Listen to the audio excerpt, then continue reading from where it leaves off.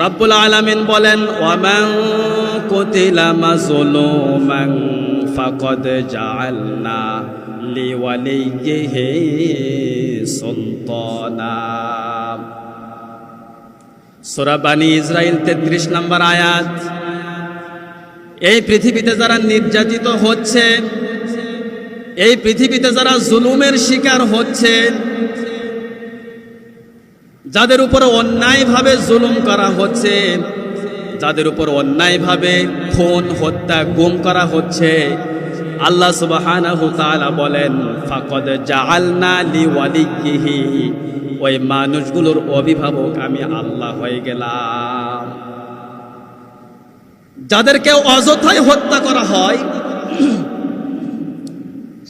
যারা সুষ্ঠু বিচার পাওয়ার জন্য মেম্বার চেয়ারম্যানের কাছে দৌড়ায়, আদালতে দৌড়ায়, হাইকোর্টে দৌড়ায়, জজ কোর্টে দৌড়ায়, চিফ জুডিশিয়াল কোর্টে যারা দৌড়ায়, কিন্তু সুষ্ঠু বিচার যারা পায় না, আল্লাহ সুবহানাহু তাআলা বলছেন, ফাকাদ জাআলনা লিওয়ালিয়িহি, ওই মাজলুমদের অভিভাবক আমি আল্লাহ নিজেই হয়ে যায়।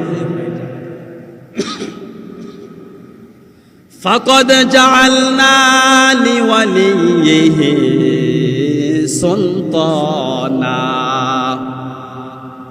এই মজলুমদের অভিভাবকই যে আমি হয়ে ক্ষান্ত থাকি বিষয়টা এমন নয়।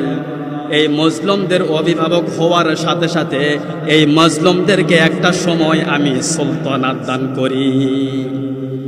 এই মাজলুমদেরকে একটা সময় আমি চেয়ারে বসিয়ে দেই। এই মাজলুম যাদের উপরে আজকে নির্বিচারে হত্যা করা হয়, জুলুম নির্যাতন চালানো হয়, এই সমস্ত মানুষগুলোকে একটা সময় আমি তাদেরকে ক্ষমতা দান করি। বলেন না সুবহানাল্লাহ। রব্বুল আলামিন বলেন, ওয়ামান কুতিলা মাজলুমান ফাকাদ জাআলনা লিওয়ালিয়িহি সুলতানা। সূরা বনী ইসরাইল 33 নম্বর আয়াত। এই পৃথিবীতে যারা নির্যাতিত হচ্ছে, এই পৃথিবীতে যারা জুলুমের শিকার হচ্ছে, যাদের উপর অন্যায়ভাবে জুলুম করা হচ্ছে, যাদের উপর অন্যায়ভাবে খুন, হত্যা, গুম করা হচ্ছে, আল্লাহ সুবহানাহু তাআলা বলেন, ফাকাদ জাআলনা লিওয়ালিয়িহি, ওই মানুষগুলোর অভিভাবক আমি আল্লাহ হয়ে গেলাম। যাদেরকে অযথায় হত্যা করা হয়,